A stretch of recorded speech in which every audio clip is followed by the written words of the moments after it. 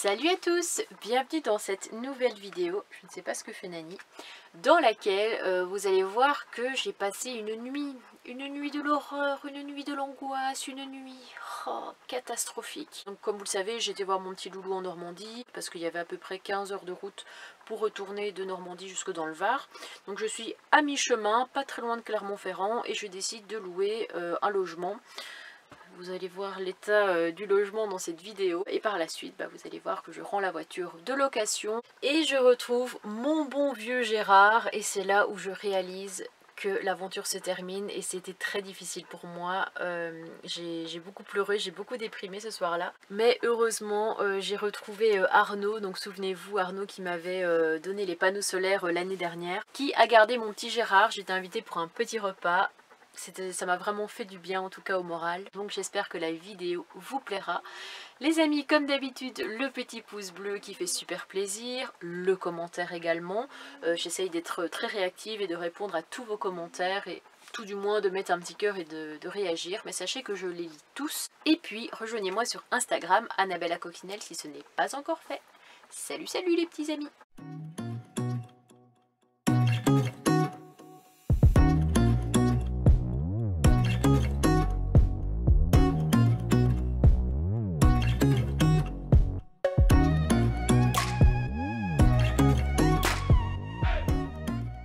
Je vais me prendre des bouchons.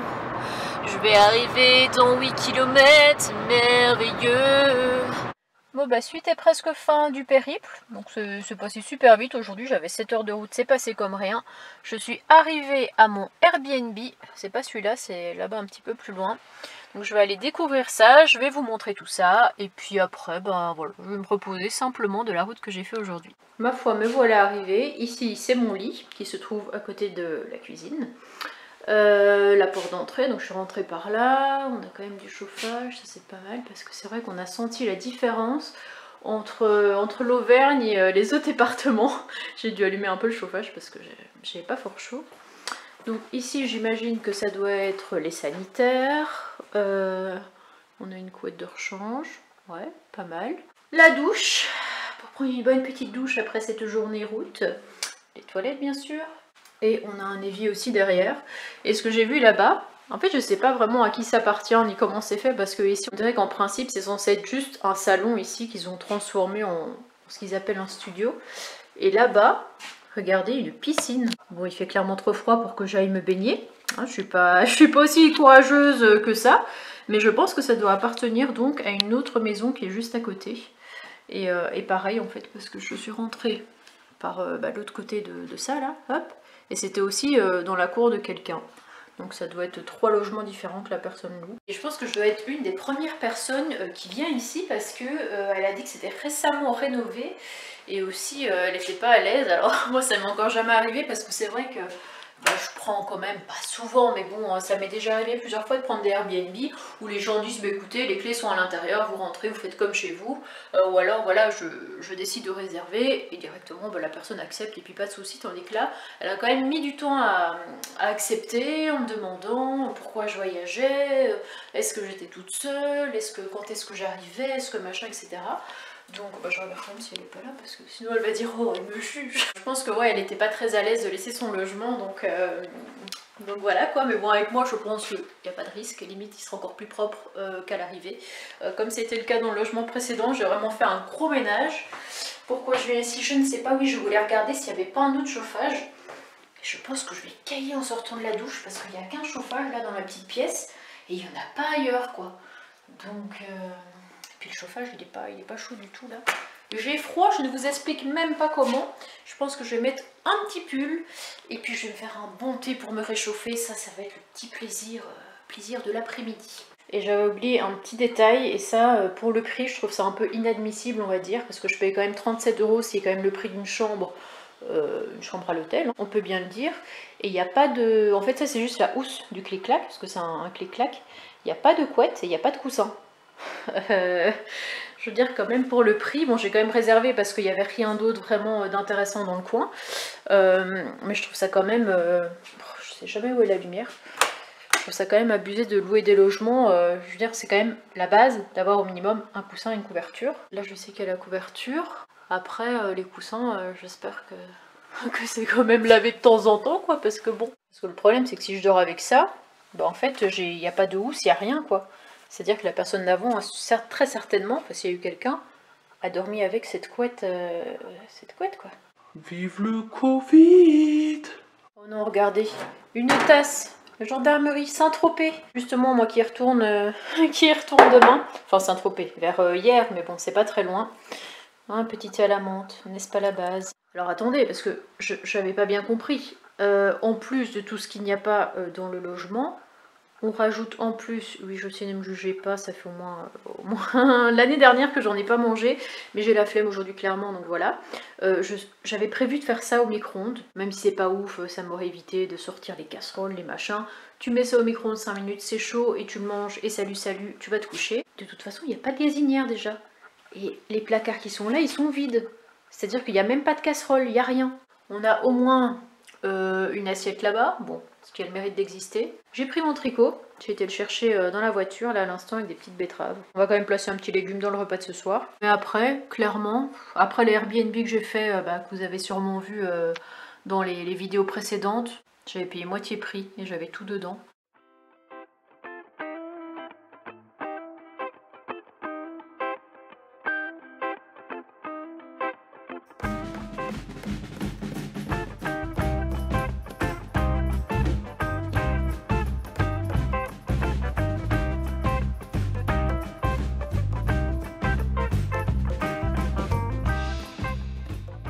Donc je regrette un petit peu d'avoir réservé ici.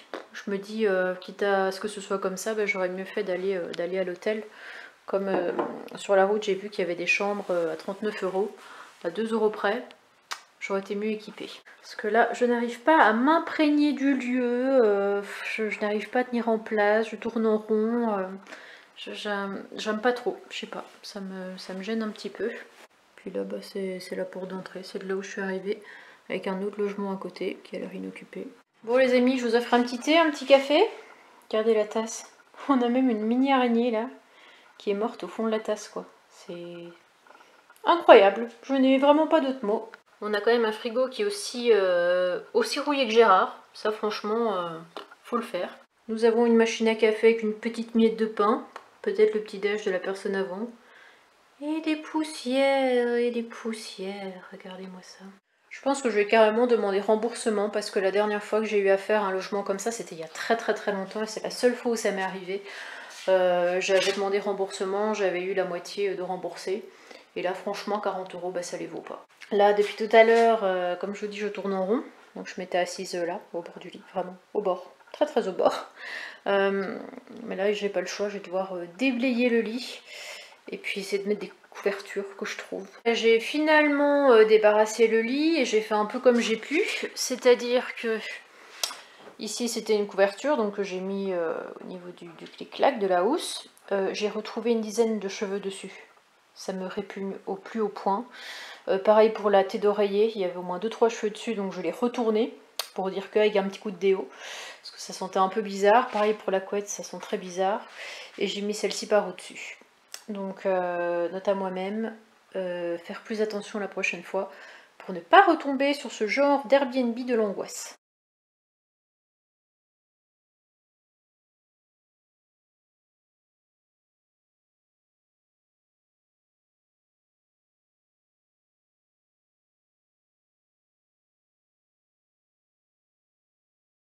Je pense vraiment que je vais faire une nuit blanche. J'en peux plus, je suis crevée et à la fois, j'arrive pas à dormir. Ça me perturbe l'odeur des draps et tout. J'ai mis un débardeur sur mon coussin pour que ça fasse un peu genre une tête d'oreiller, mais que c'est une des pires nuits de ma vie. J'ai tellement hâte de retrouver mon petit Gérard. Les amis, bonjour. Bienvenue dans mon Airbnb de l'angoisse, de l'enfer.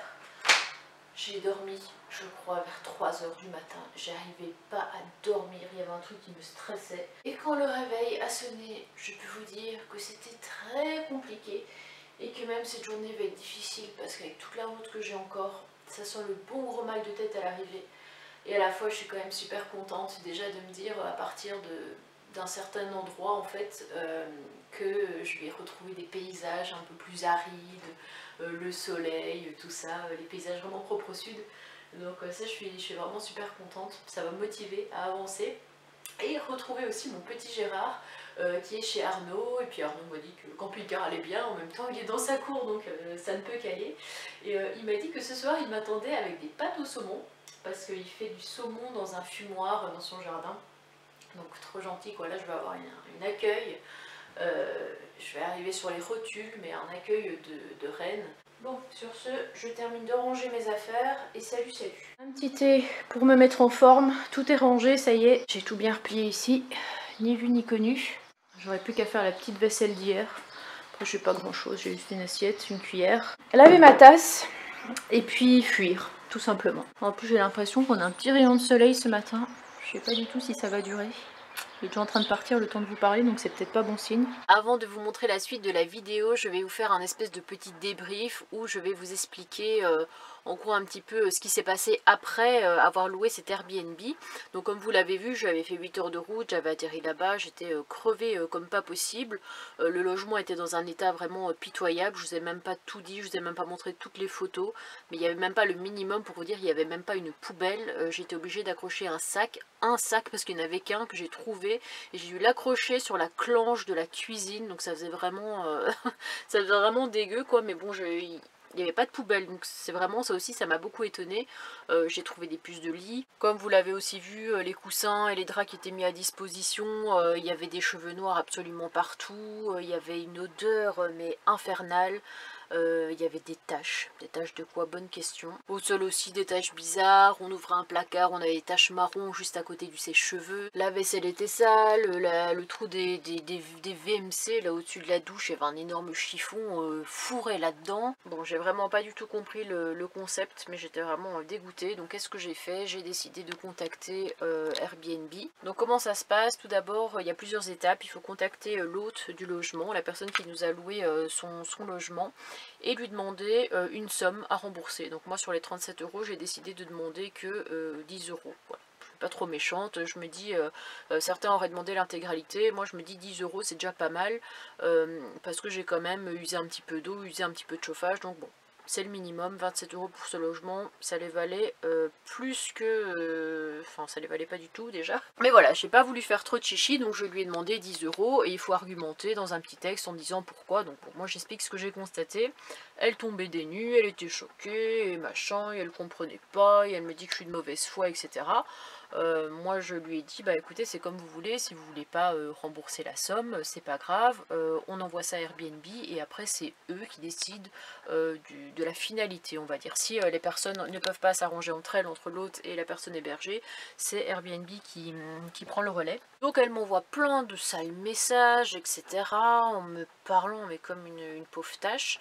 Donc elle a décidé de ne pas rembourser, elle avait 3 jours pour le faire et au dernier moment hop refusé. Donc Airbnb entre en jeu et j'ai dû attendre 2-3 jours pour ça et ils ont décidé de me rembourser les 10 € parce que je leur ai envoyé des vidéos et des photos que j'avais prises sur place et de eux-mêmes ont dit effectivement c'est inadmissible de louer ce genre de domicile. Donc bref, voilà la suite de la vidéo où je reprends la route le lendemain. Allez c'est parti, le GPS m'indique 216 km avant la sortie, ça va être très long. Mais bon, il n'y a pas le choix et je continue de profiter à dépasser les gens parce que avec Gérard, je dépasse personne. Au contraire, tout le monde me dépasse, donc je me venge un petit peu pour les derniers kilomètres avant de retrouver mon petit GG. Avant de partir, j'avais trop envie de visiter un petit village, là bon, on en voyait un, voilà, il a disparu, que j'avais déjà visité il y a 1 an, je crois 2 ans. Mais finalement, je vais pas avoir le temps, je vais arriver trop tard si je m'arrête, que je visite, etc. Donc je vais y aller d'un trait. Ce sera pour une prochaine fois. Les trucs vraiment improbables, il a gelé. Regardez ça, c'est gelé. C'est trop beau. Moi j'ai mon petit chauffage dans la voiture, donc je ne sens absolument pas la différence. Mais waouh, ça c'est vraiment joli. Les amis, je suis absolument choquée. Oui, je dois laver les vitres, il faut que je passe au car wash avant de prendre la voiture. Je suis choquée. La chaleur qu'il fait ici, je suis entrée dans un espace-temps. J'ai passé le Salagou, tout ça. Je crois que j'ai quitté l'Hérault quasiment. Il me reste encore à peu près 4 heures de route. Mais il fait chaud, il fait chaud. Je vais d'ailleurs ouvrir un peu ma vitre là parce que je n'en peux plus. Je vais enlever mon pull. Me voilà arrivée à hier, non sans mal, j'ai remis du gasoil, donc le plein est fait pour rendre la voiture, je n'ai plus qu'à la laver. Par contre, je ne me suis jamais servi de ça, je sais pas du tout comment on fait. J'imagine qu'il faut mettre une pièce et puis il faut se contenter de suivre la marche à suivre. Bon, c'est fait, j'ai passé même l'aspirateur en prime, mais par contre, je ne sais pas comment je me suis débrouillée, mais j'ai l'impression que la voiture est encore plus sale qu'avant, ça fait des espèces de traînées de savon. Je sais pas comment je m'y suis pris, mais... c'est peut-être même pire qu'avant. Mais déjà, il n'y a plus les taches de boue dans le bas de caisse, donc je leur dirai que je savais pas comment m'en servir et que j'ai fait mon possible. Bon, faites pas attention à tout mon bazar parce que j'ai vraiment tout foutu dans mon lit. Là, je vais ranger. Je viens d'arriver dans mon camping-car. Je suis très émue.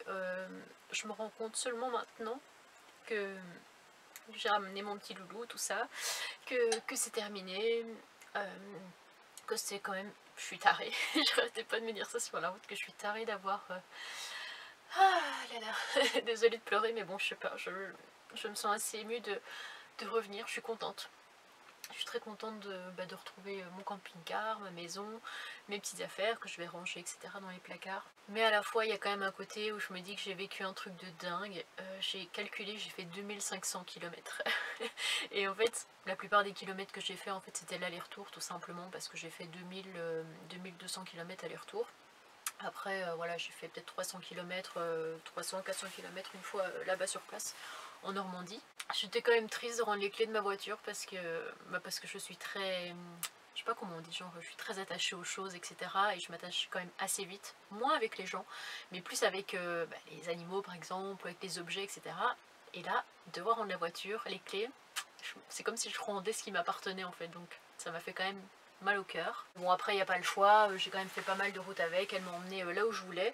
J'avais lavé la voiture, donc ce fut un vrai désastre, mais le gars a dit ah non mais il n'y avait pas besoin de la laver, vous inquiétez pas, il y a un lavomatique ici juste à côté, on va laver les voitures juste après que les clients nous les ramènent, juste on demande de nettoyer un peu le sol s'il y a du sable ou quoi, mais sinon fallait pas.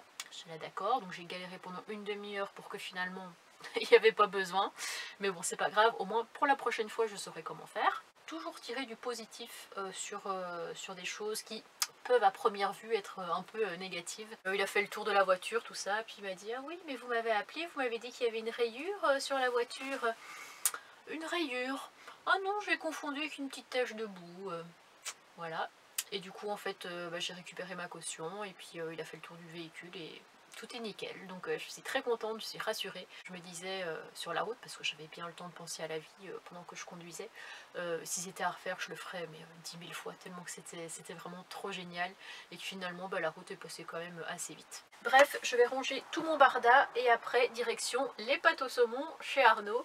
Arnaud qui est venu me chercher, à l'aéroport, il est vraiment trop gentil, enfin, c'est vraiment adorable. Donc hop, je me dépêche et je pars les rejoindre. Bon bah j'ai retrouvé Arnaud. Bonjour Arnaud. Tu peux parler, tu sais. Pourquoi tu dis rien? Non, parce que j'ai rien à dire en fait. Ah ok. Bah tu t'es occupé de GG en mon absence. Ouais, j'en ai bien pris soin. Ouais. Et il était sage. Oui, il a pas bougé. Il a pas bougé. Non. Encore heureux. Et du coup tu es venu me chercher à l'aéroport. Oui. C'est très gentil de ta part. Et ce soir, tu nous as préparé... des pâtes au saumon. Mon plat préféré. Voilà. Et en plus le saumon tu le fais toi-même. Bien sûr. Saumon maison et les pâtes maison. Parce que tu as un fumoir... J'ai un fumoir. Et tu l'as fabriqué le fumoir ou... Ouais. Ah c'est toi qui l'as fabriqué? Ouais, bien sûr. J'ai récupéré une cuve à eau et en fait j'ai modifié pour faire un fumoir, quoi. Ah, ça fait un an et demi maintenant. Et ça marche bien. Bah tant mieux, on va goûter ça ce soir. Ouais. Tu nous fais un petit coucou Sylvie? Coucou! Qui est en train de surveiller le repas. Et de faire mon chou-fleur que j'avais oublié dans le camping-car avant de partir. Donc du coup vous avez pris soin de mon chou-fleur et de... C'est bizarre parce qu'il est comme ça mon chou-fleur. Et de mes clémentines. Non mais pourquoi tu fais cette tête là? J'en peux plus. Non, parce qu'en fait, je suis pas fait pour être filmé en fait. T'es pas fait pour être filmé? Non. Oh! Regardez-moi ça. Des pâtes fraîches au saumon frais. Nous allons nous régaler. Pâtes maison. Tu l'as déjà dit. Ouais, mais je me répète. Bon bah j'espère que cette vidéo vous aura plu. Dans la vidéo de vendredi, je crois que vous n'êtes pas prêts. C'est mon retour donc dans le Var, parce que là je vous ai laissé où j'étais à peine arrivée fraîchement dans le Var. Et le lendemain donc je retrouve Nani, je retrouve Idriss, je retrouve le gros toutou. Et vendredi ce sera une vidéo spéciale. Je ne vous en dis pas plus, mais je pense que vous n'êtes pas prêts. Salut les amis, portez-vous bien.